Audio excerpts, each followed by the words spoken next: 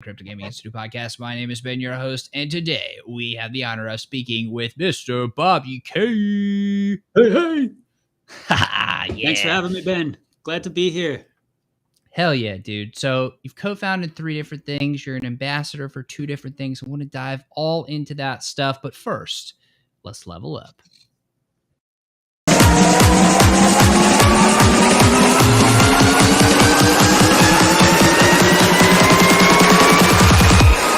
Take it to the next.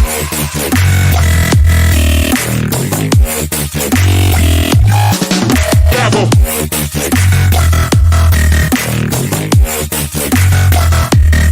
Take it to the next.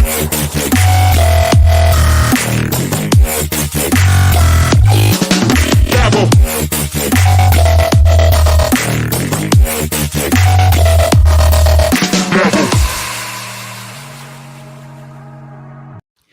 All right, ladies and gentlemen, we are back. We are hyped and we are ready to rock it.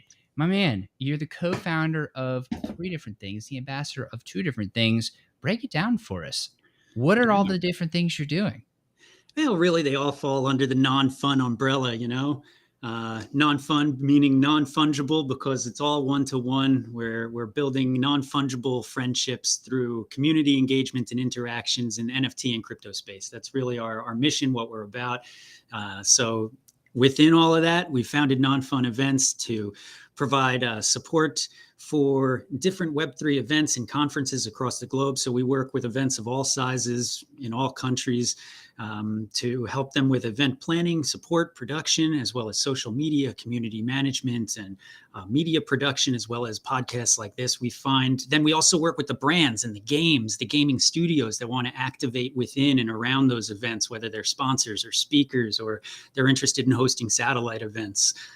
We came into this thinking we're going to host the biggest events, and we actually did the first Axie Infinity World Championships in Vegas. We hosted 4 months of tournaments. We flew in the finalists from around the globe to Vegas, to HyperX Esports Arena. And then we quickly realized that, there's a ton of big Web3 events that are really well funded, and most of them don't really have the full teams in place to pull off the events that they wanted to. So we took a pivot from hosting our own events to providing event support. And that's where we're at now. We're working with awesome events across the globe, while in the background, we're building that PartyToEarn platform that you mentioned. And the NonFun Friends that you mentioned, that's our NFT collection. So they have perks throughout our ecosystem, as well as we'll eventually have more reward mechanisms on the PartyToEarn platform. Absolutely kick-ass. So I want to dive a little bit deeper into the history. How did you first get into the world of crypto, and maybe give us a snapshot of your pre-crypto skills and origin story as well? Yeah, sure.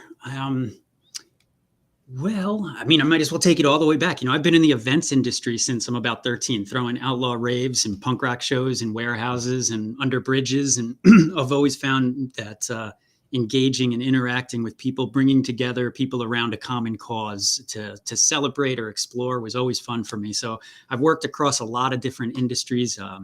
Most recently, I was in academia. I used to teach botany at university. Even while I was in academia, it was all about hosting events and bringing people together. I did academic conferences for biodiversity and things like that, right? I was the vice president of a nonprofit for a long time. I held an elected office, actually. And in all of these different positions, it was all about bringing people together around common causes, unifying people to do things together, to make a difference. And so as far as crypto and how that ties into this, I've always enjoyed playing games. I've always enjoyed building communities. And unfortunately, while I was younger, I was not really exposed to ideas of financial freedom or entrepreneurship, So it took me until later in life to really start thinking, man, I shouldn't be working for somebody else. I could be working for myself, and I could be building what I want to build, what I know that the world needs. And it really wasn't until late 2019 that I really got into crypto. And that was with, at first, just some Bitcoin and Ethereum, just nibbling. In early 2020, we were all locked in our rooms. At that point, I dug deeper. I think we all dug deeper into whatever we were into because we were stuck at our computers. So I found out about play to earn gaming, and that was just a life changer. Just the concept of digitizing your assets in games and having ownership of taking real ownership of your assets and your tokens having real value. That was a game changer for me. Literally, it changed my life. At that point, I was running a horticultural consultancy, sold that consultancy, and I started non-fungible events.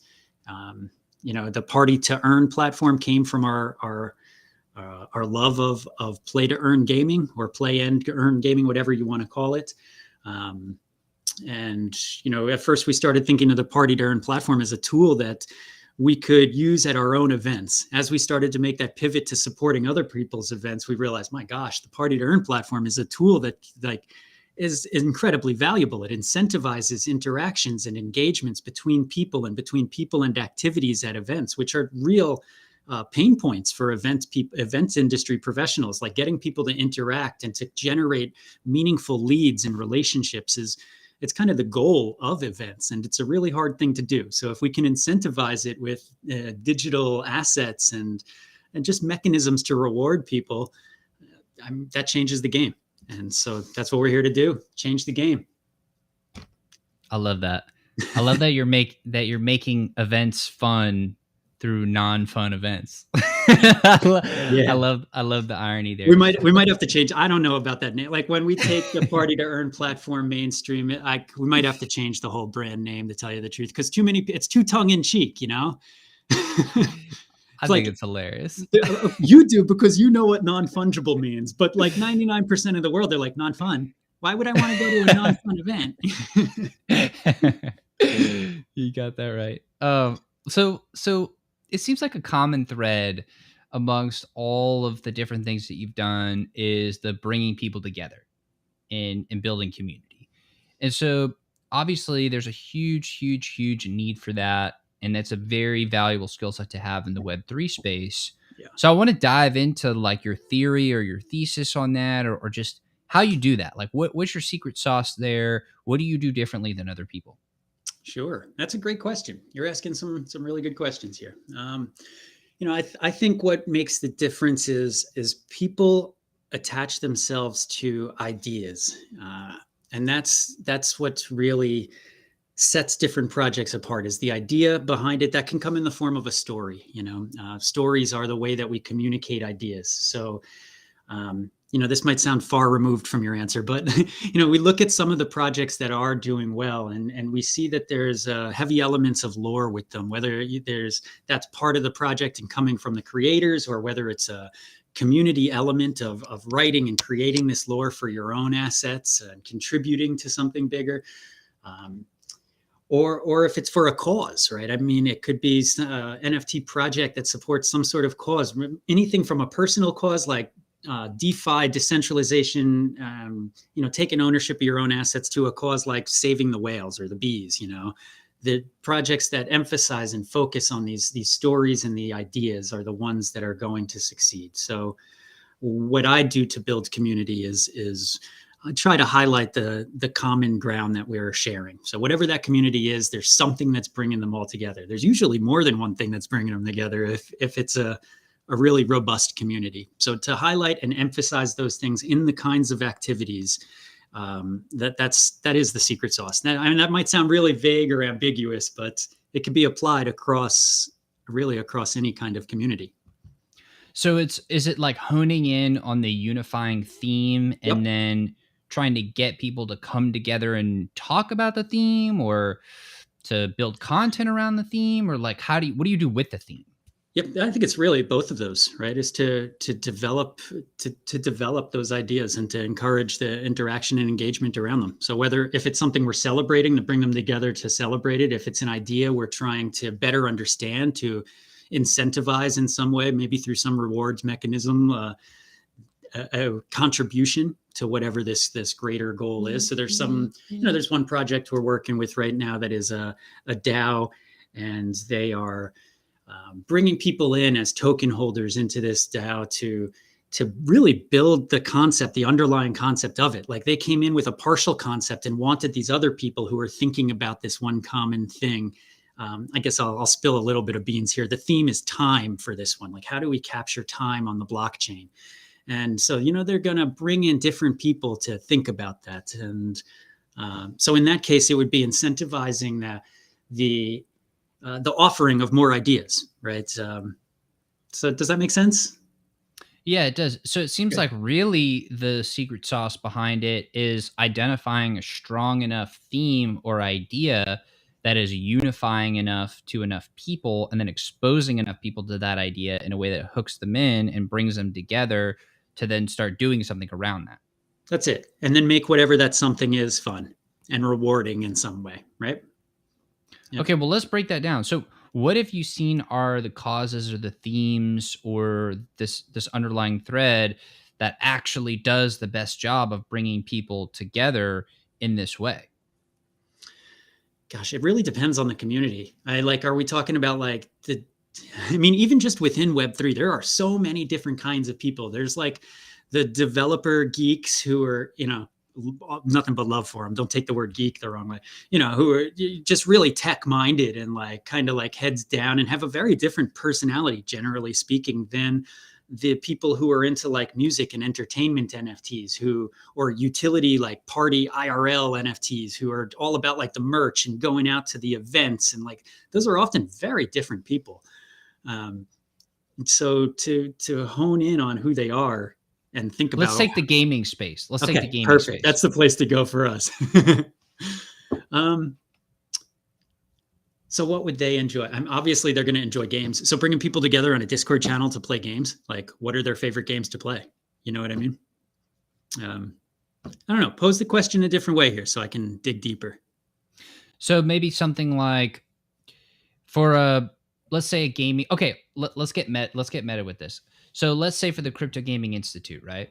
Mm-hmm. So I firmly believe crypto gaming is the future, Metaverse is the future, and Metaverse is the final iteration of humanity and the internet, and gaming is the on-ramp from everything else into that world with the Ready Player One Snow Crash, but not not a horrible version of that, but an actually good, positive version of that. That is the future, and let's build that together through partnerships and content.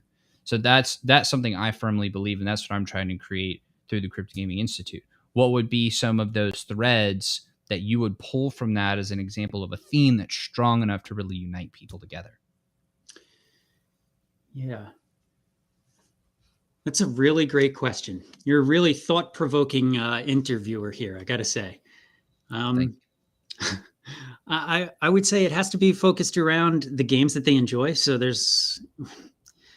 you probably already have a foundational community. There's people that exist there already. I would explore what types of games that they like to play. Maybe creating a tournament series, an internal tournament series around the games that they enjoy. That would bring people together consistently to your Discord channel to play these games together. It would stimulate that community while at the same time bringing in people from the periphery who also like that game and want to be part of a community that has kind of, I'm using the word on-ramp again, but is an on-ramp into your community, right? So that's what I would do, is I would play games. I mean, right now, the most common games on Discord servers are unfortunately things like poker and Gartic and stuff like that. You don't see many people playing the game, playing games, actual crypto games.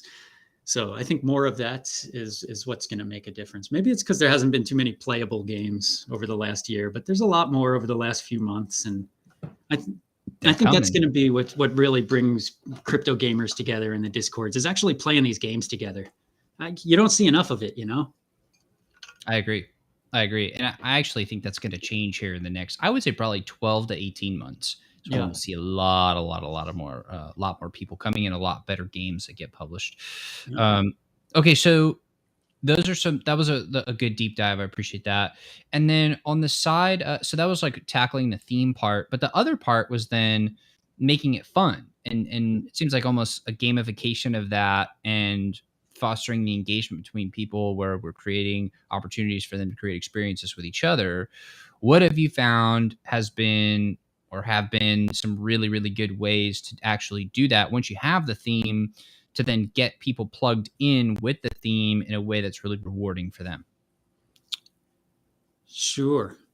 In a way that's rewarding for them. Um, so I think it's important that we empower people in our community. Right? As the community is growing, it can't always be the same people who are in charge, right? Or who are the shot callers or anything like that. You might always have your head of a totem who are your founders or something, but to constantly be empowering the people who are engaging is important. And so that is, rewarding for them, meaning that they're being recognized, they're being acknowledged, they're being given a place, a role with a name on the server, for what they're doing. So that's easier to do over time. At first, what you're probably going to have to do, and at this point, we're talking about the fundamentals of building a Discord community, just because it's where, and I say unfortunately, most Web3 communities are. But at first, you may have to do some recruiting in that area, like go out and find people who are actually good mods in another server and try and get them to come to yours and to do some of the work, or who are already playing your game or following your Twitter or whatever, and get them on board. But over time, empowering new people who are fresh to the community and bringing them up and giving them roles so that they can do things. You see, you've got somebody creative, they're coming up with these ideas. You say, hey, you've always got these ideas. Why don't you take a role on the team and put some of them into action, because that's what makes the difference. Ideas are a dime a dozen. Like, give them the capacity, empower them to realize those ideas. And the communities who can do that are the ones who are, succeeding quicker. I like that. I like that, as empowering the community members. So that immediately makes me think of like helping people build esports teams and helping them find other players to play with and group up and totally. go forth and prosper. And then maybe, having like a coach, esports coaches that are providing content to help people get better and think about training schedules and how to improve, and like gamer psychology and so on and so forth. Yeah, that there are a lot of threads from that I think can be really powerful in the gaming space. So I feel like we've kind of gone through this this a lot. I'm really glad we did. I want to shift gears a little bit, and I want to talk about the idea of party to earn, because at some level, everyone likes to party, for sure. That's it. Nobody hates partying if it's the right kind of party for them, right? That's it. So, right. So how did that, like, we talked a little bit about how that came about, but what was really the aha moment where you were like, I've got to build this thing? And then let's talk about what that's actually going to look like. How does it work? Sure. I think the aha moment was when I was describing to a group of event planners at Game Developers Conference at GDC in San Francisco, saying, here's this tool that we're building for our own events. And they were like, oh my God, like, where do I sign up? And I was like, why are we building this for ourselves? Like this is a tool, like it's so much bigger than us. So, go back to the beginning of your comment, like you said, we all like to party as long as it's a party that we like, right? We all like to earn, of course, because it's like, how else are we going to buy our next meal? We also all like to play. And so, playing is it's an important part of growing and learning, right? So that's why I always say, like, it doesn't matter if you call it play and earn, play to earn, play X earn, it doesn't matter. We all like to play, we all like to earn, and we do all like to party, to celebrate our existence or the things that we are fond of. So to incentivize the different kinds of engagements and interactions that are part of Web3 experiences or activities, not even just Web3, I shouldn't have said that. You said party, how they like to party. And that's the cool part about the Party to Earn platform, is you could use this at a 13-year-old's bar mitzvah or birthday party, or at a festival with 100,000 people, like a music festival, or at like an expo or a convention. It doesn't have to be even Web3. You don't even have to connect a wallet to it. If the subscriber to the subscription-based platform as a service just wants to load in coupons or digital redemption codes, they can do that. But in its essence, what we've got is a Web3-enabled user profile interfaces that are connected via APIs to a gamified mobile app, so that the end user, the people at the events, they earn experience points and then they level up. As they level up, they can go to connect to the web app portion and then connect their wallets, and they receive these rewards that were loaded into the system by the subscriber to the subscription-based platform as a service. And the subscriber are the event hosts who can load in whatever digital assets they want as rewards. So they assign the experience points to different activities at the event. This speaker is worth this much. This activation is worth this much. This exhibit, this performer, the coat check is worth this much. If you go to the bathroom, you get this much, or whatever. And, then they assign what the different rewards are for the different levels. So, they could be sponsors or underwriters have tokens or NFTs they want to distribute. And that's actually important to get your new token into a lot of wallets, right? So it helps everybody. Literally everybody who's a stakeholder in an event sees a pain point eased by the tool that we've built. At this point, we are at a production standstill and needing to raise capital to continue just kicking the ass we need to. We've got great pre-product traction. Anybody who's listening to this can go to nonfun.events/party-to-earn. You can pre-register for the alpha trial. We'll be selecting people who pre-register to test the MVP free of charge. Should be sometime Q2 next year, hopefully. Really, the biggest thing we need here is somebody to lead a seed round for us who understands both the events industry and how this is a powerful Web3 tool. I've not had the bandwidth to focus on a capital raise. It's just too much damn work. So you're pre-revenue, looking for fundraisers. Got it. Our revenue is coming from support services. Like I said, we provide social media, community management, and support services. So we've got some revenue coming in, but we don't have our primary product. On that particular product. So the idea is to really gamify the event experience, have people come in who are running the event, and they use the technology, and they use that to basically let the other people who either they want to advertise or they want to sponsor, or they're the speakers, but they have something and they want to connect more with the users or the attendees of the event who are going, and they're doing different things, and they're getting rewarded for eventing or for partying and doing their thing there. Okay. Exactly. Very cool. So let's scope out a bit, and let's just kind of talk about the metaverse in general, and really events and how you think those are going to pop up and be a part of this whole future. I think they're going to be really important to build community amongst people that core community is going to be a platform to then create everything, as we've seen with different big events and people building partnerships and so on and so forth through that. How do you see that accelerating or compounding over time? So do you mean event, like metaverse events or hybrid events? Is that what you're referring to?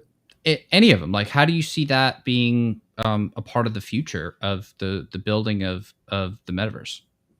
Sure. Well, not 100% sure I get the question exactly, but I don't think that let me re-ask it then. So we've seen music festivals go on in virtual worlds. Okay. We have gaming parties, we have esports things, or championships. Obviously, sports is huge. IRL. Like, where does that all lead to? What are you seeing in the future?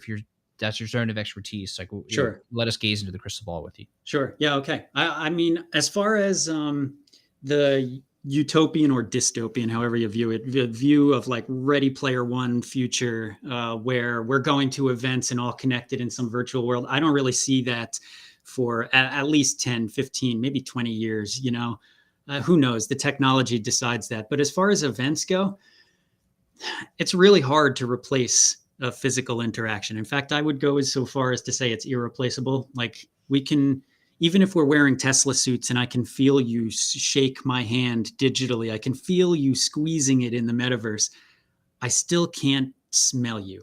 I don't feel your sweat on my palm. Sometimes that might be a good thing, not to smell. I mean, honestly, like, even if it's a gross thing at the moment, it's still part of like the physical interaction that makes, I mean, who am I to say?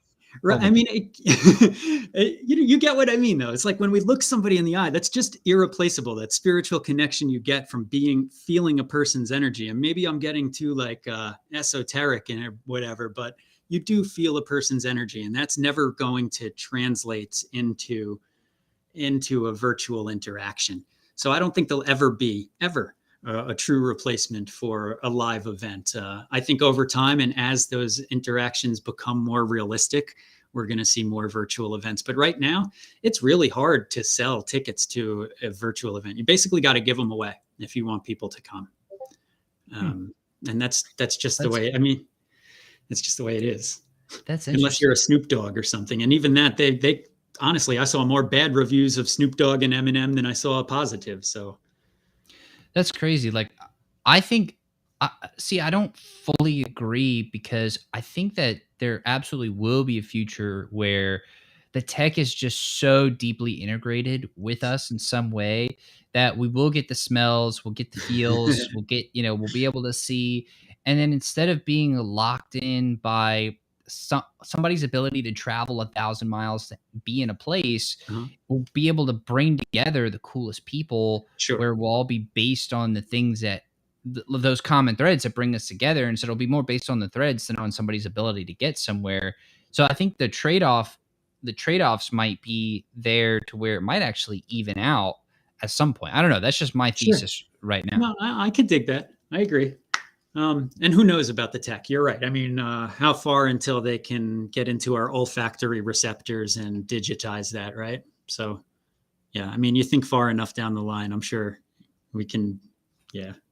And I think that's the key thing. It's like, how far away is it practical? And then, there are a lot of other considerations there. Yeah. Cool. Well, Bobby, I want to thank you so much for coming on the show today. I know we are a couple minutes over time here, but I do appreciate you hopping on and sharing a little bit about what you're doing and giving us a sneak peek into your world. I tremendously appreciate your time. Yeah, likewise. Pleasure to chat with you, Ben. Absolutely. Well, thank you very much again to everybody watching and listening. I appreciate you all. Thank you all for being a part of this. I love you all, and I will see you on the next episode.